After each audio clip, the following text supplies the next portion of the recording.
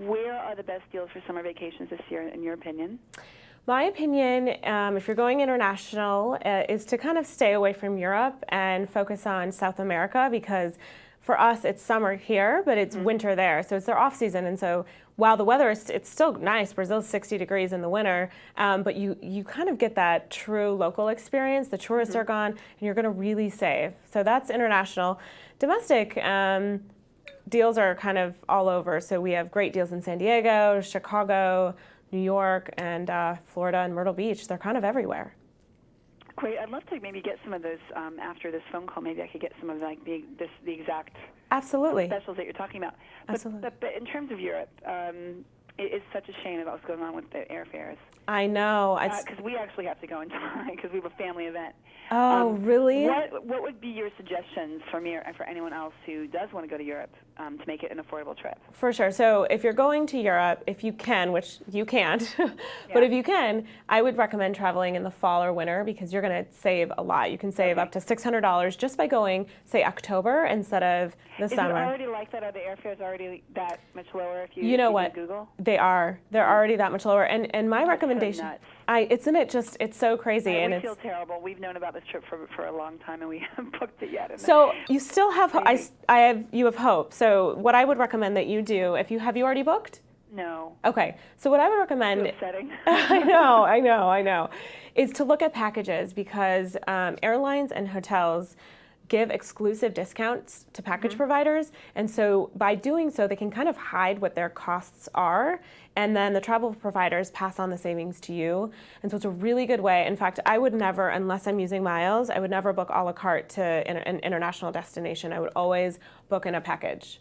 What we've done before is also we've gone through like Iceland Air and some of these other smaller airlines that let you stop on the way. It's great. In London and then end up in Reykjavik or somewhere, which is also a good idea. That's a wonderful idea, and I actually did that too. I flew Iceland Air and I did a stopover for 36 hours in Reykjavik. Oh, you did? For 7 nights, yeah. Oh, that's so cool. And it's just a way to like see another city on your way and not have to pay for extra. But right now it doesn't seem like there's much of that going on. Okay. Well, in the summer's tough. So I did mine in March. So. And are the high airfares to Europe because of the price of gas? That's exactly. Oil's going up. So why are they going down in the fall if the gas prices are still?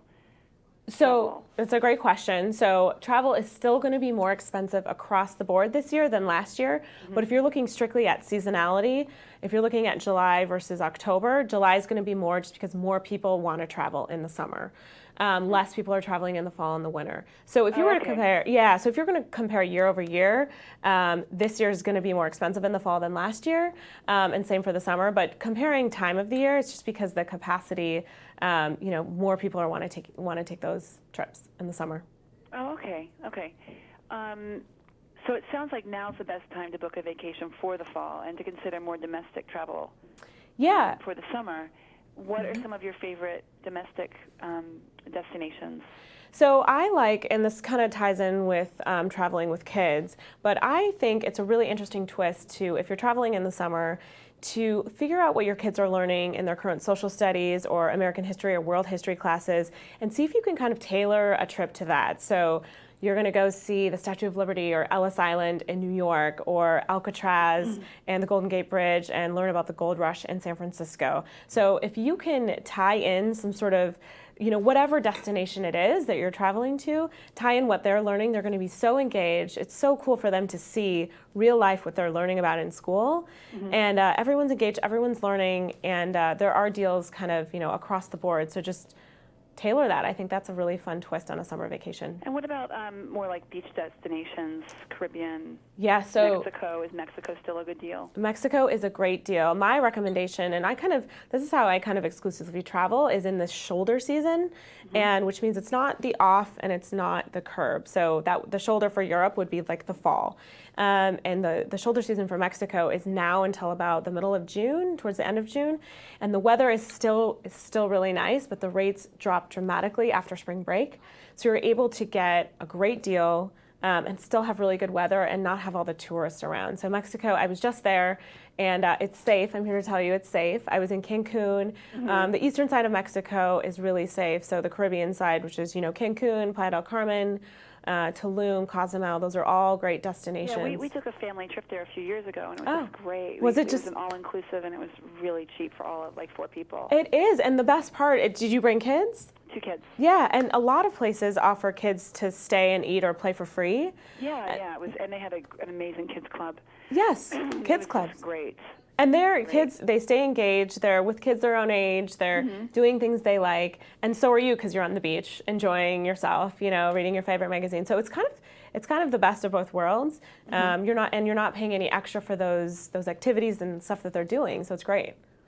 So in terms of other family-friendly destinations, are there other good priced destinations? Absolutely. So I am a big fan of San Diego. The reason I like San Diego is because there's something for, it's multi-generational. There's so much for kids. Yes, we so were there much. Last year. I know exactly we what were? You're talking about. Okay, so you know.